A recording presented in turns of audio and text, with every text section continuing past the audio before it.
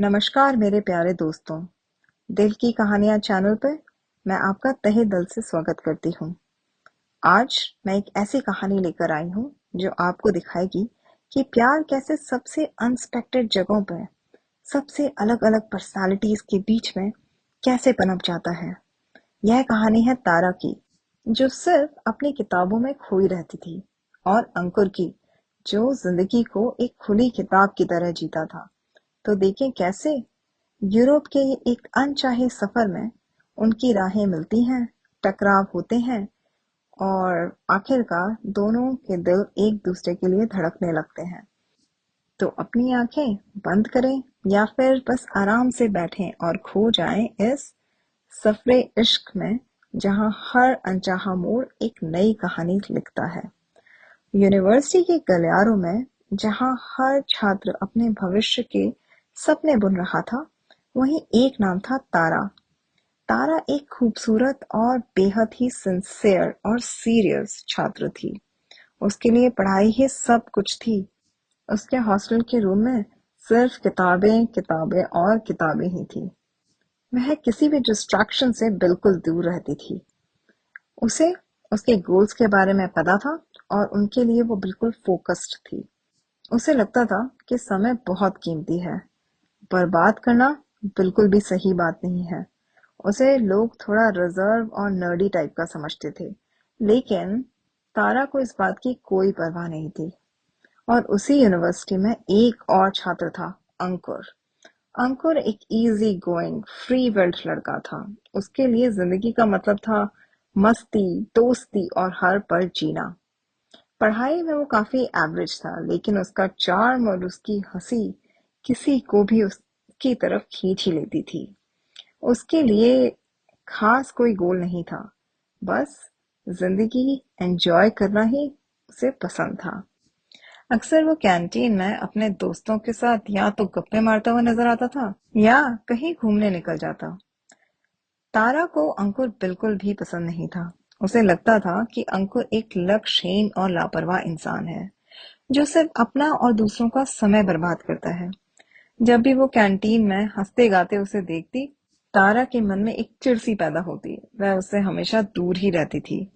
अंकुर को भी तारा से कुछ खास मतलब नहीं था। उसके लिए तारा बस एक किताबी कीड़ा थी, जो हमेशा गंभीर रहती थी।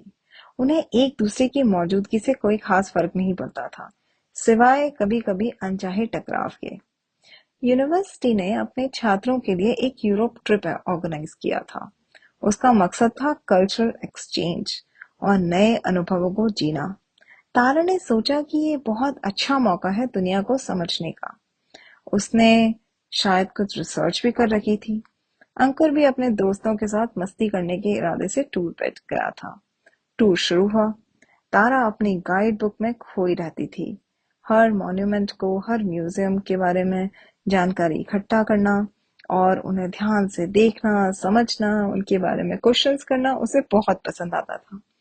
और अंकुर अपने दोस्तों के साथ सेल्फी लेता, लोकल फूड ट्राई करता और हर पल को जीता। तारा और अंकुर एक दूसरे से बचने की कोशिश करते। बस मैं तारा सबसे पीछे बैठती थी, और जब भी अंकुर उसके आसपास आता तो वह अपनी किताब खोलकर पढ़ने लगती। एक दिन इटली के फ्लोरेंस शहर में ग्रुप को एक गैलरी देखने जाना था। तारा उस गैलरी के इतिहास में इतना खो गई कि उसे पता भी नहीं चला कि उसके सारे दोस्त कब आगे निकल गए।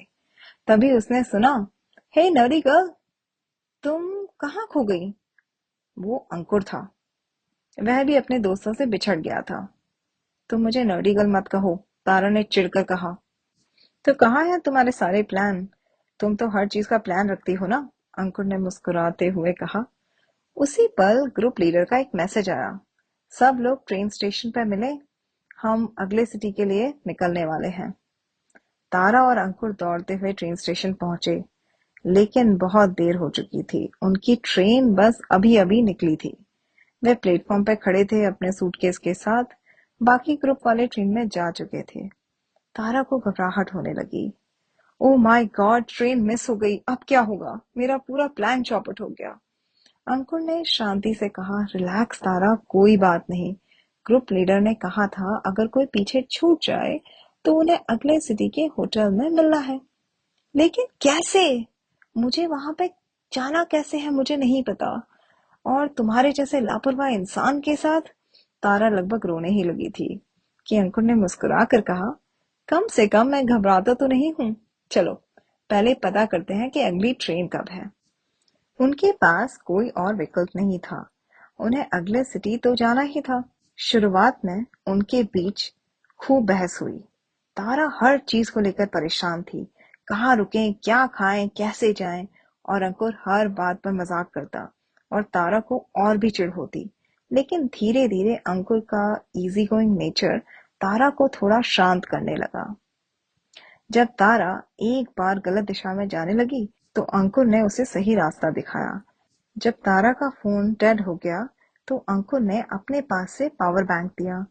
तारा को देखकर लगा कि अंकुर इतना भी लापरवाह नहीं जितना वो सोचती थी। उनकी इस यात्रा में कुछ छोटे छोटे एडवेंचर भी आए। उसी बीच उन्हें रात में एक गांव में रुकना पड़ा क्योंकि उनकी ट्रेन नेक्स्ट मॉर्निंग की थी। वहां अंकुर ने लोकल लोगों के साथ मिलकर एक बॉनफायर पार्टी भी ऑर्गेनाइज की, जिसे देख के तारा को लगा कि अंकुर काफी सोशल और आउटगोइंग है। अंकुर ने तारा को पहली बार बिना किताब के देखा, वो भी हंसते हुए। अंकुर ने भी नोटिस किया जब तारा हंसती है तो बहुत खूबसूरत लगती है। उसकी सीरियस इमेज के पीछे एक प्लेफुल साइड भी है। नेक्स्ट मॉर्निंग वो दोनों अपनी ट्रेन का इंतजार कर रहे थे। तारा अपने नोट्स पढ़ रही थी। अंकुर इंतजार करते करते एक पुराना हिंदी गाना गाने लगा। उसकी आवाज इतनी मधुर थी कि तारा हैरान रह गई। उसे पता नहीं था कि अंकुर इतना अच्छा गाता है। तारा ने जब गाना खत्म हुआ तो धीरे से कहा, तुम अच्छा गाते हो। अंकुर ने मुस्कुराकर कहा, तुमने पहली बार किसी चीज के लिए स्माइल करते देखा है मैडम।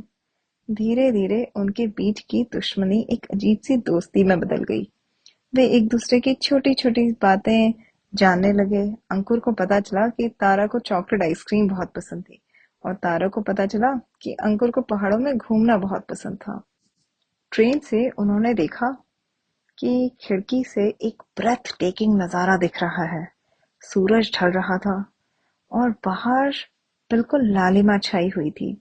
तारा ने अपना फोन निकाला और तस्वीरें लेने लगी।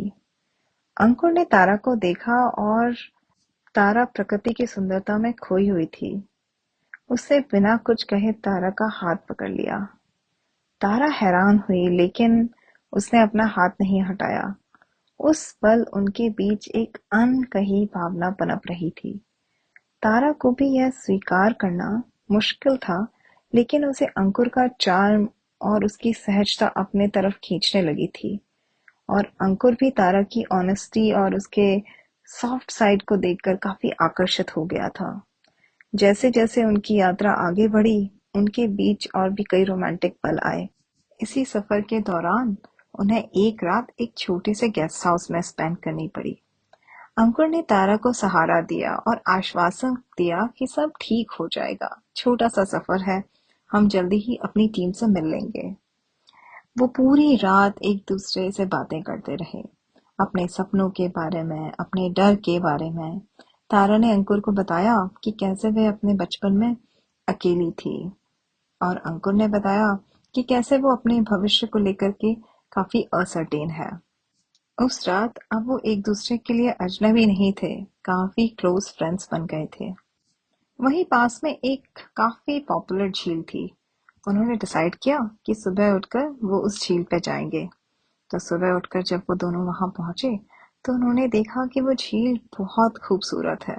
वो उसके किनारे खड़े हो गए और उन्होंने देखा कि कैसे सूरज उदय हो रहा है। आसमान में नारंगी, गुलाबी, बैंगनी रंग बिखरे हुए हैं। अंकुर ने तारा का हाथ पकड़ा और उसे अपने कंधे पर सर रखने को कहा। तारा ने भी ऐसा ही किया। उस पल तारा ने महसूस किया कि वह इजी गोइंग लड़का, जिसे वो कभी पसंद नहीं करती थी, अब उसकी जिंदगी का सबसे सुकून भरा हिस्सा बन गया था। उसे अंकुर के साथ इतनी सहजता महसूस होती थी जितनी कभी कभी उसे किताबों के साथ भी नहीं हुई थी। लेकिन तारा के मन में अब भी एक उलझन थी। वह इतनी फोकस्ड और गोल ओरिएंटेड लड़की थी और अंकुर इतना फ्री विल्ड। क्या ये रिश्ता काम कर पाएगा? क्या वो अपनी पढ़ाई में डिस्ट्रैक्ट तो नहीं होगी? उसके दिमाग में सवाल घूमते रहे। अंकुर भी तारा के बदलते हुए व्यवहार को नोटिस कर रहा था। उसे लगा कि तारा उसे पसंद तो करने लगी है, पर अभी भी वो पुरानी बातों में फंसी हुई है। फिर शाम, जब वो ट्रेन में बैठे, तो अंकुर ने तारा से पूछा कि तुम इतनी शांत क्यों हो तारा? तुम्हें क्या बात परेशान कर रही है? तारा ने गहरी सांस ली और कहा, मुझे समझ नहीं आ रहा अंकुर, तुम और मैं बहुत अलग हैं। अंकुर ने मुस्कुराकर कहा, यही तो हमारी खासियत है तारा। तुम मुझे प्लान करना सिखाओगी और मैं तुम्हें जिंदगी जीना सिखाऊंगा। उसने तारा का हाथ थामा और उसकी आंखों में देखा। मैं तुमसे बहुत प्यार करने लगा हूँ तारा। मुझे पता है कि यह सब तुम्हें अजीब लग रहा होगा, लेकिन मैं तुम्हारे बिना अब ये सफर इमेजिन भी नहीं कर सकता। तारा की आंखों में भी आंसू आ गए। उसे लगा कि उसके दिमाग की सारी उलझनें दूर हो गई हैं। उसके दिल ने जवाब दे दिया है। मैं भी तुमसे प्यार करती हूँ अंकुर, उसने फुसफुसा कर कहा। बहुत प्यार करती हूँ। आखिरकार वो फाइनल सिटी में पहुंचे जहां वो ग्रुप से मिलने वाले थे। जब तारा और अंकुर के दोस्तों ने उन्हें देखा तो वो हैरान रह गए। तुम दोनों साथ में? तुम लोग कहाँ थे? उन्होंने पूछा। तारा और अंकुर ने सिर्फ मुस्कुराकर एक दूसरे को देखा।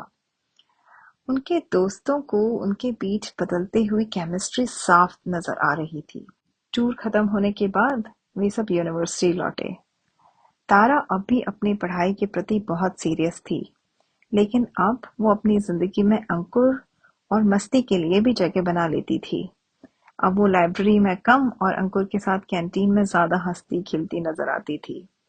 अंकुर ने भी तारा के प्रभाव में आकर अपने भविष्य के बारे में सोचना शुरू कर दिया था। उसने एक नया पैशन खोजा था, फोटोग्राफी। उसे अब अपने ट्रैवलिंग और फ्री विल को एक क्रिएटिव गोल में बदलना था, जिसमें वो अपनी आजादी के साथ अपने करियर को भी जोड़ सके। उन्होंने महसूस किया कि उनका प्यार सिर्फ उनके बीच का रिश्ता ही नहीं था, बल्कि एक दूसरे को बेहतर बनाने का एक जरिया भी था। तारा ने अंकुर से जिंदगी जीना सीखा और अंकुर ने तारा से अपने गोल्स को समझना सीखा। उन्होंने साथ में नई योजनाएं बनाई। अंकुर तारा के रिसर्च प्रोजेक्ट में उसकी मदद करता और तारा अंकुर को उसके फोटोग्राफी के असाइनमेंट्स के लिए प्रेरित करती थी। वे एक दूसरे के सबसे बड़े चीयर लीडर्स बन गए थे। उनके दोस्त भी ये सब देख करके हैरान थे कि कैसे दो विपरीत लोग एक दूसरे के बिना अधूरे लगते थे। हम इस कहानी से सीखते हैं कि जब दो अलग दुनिया के लोग एक दूसरे को समझते हैं और सपोर्ट करते हैं, तो कैसे मिलकर कुछ एक्स्ट्रा ऑर्डिनरी बन जाता है। प्यार कैसे हर बाधा को पार कर सकता है और हर अंतर को एक खूबसूरत ब्रिज में बदल देता है। तो यह थी तारा और अंकुर की दिल को छू लेने वाली प्रेम कहानी, सफरे इश्क। हमें उम्मीद है कि ये कहानी आपको जरूर पसंद आई होगी। कृपया हमारे वीडियो को लाइक कीजिए, अपने दोस्तों और परिवार वालों के साथ शेयर कीजिए और हमारे चैनल दिल की कहानियों को सब्सक्राइब करना ना भूलिए। हम ऐसे ही दिल को छू लेने वाली अगली कहानी लेकर के जल्द ही आपके सामने आएंगे। तो अगली कहानी तक अपना और अपने अपनों का ख्याल रखिए। धन्यवाद।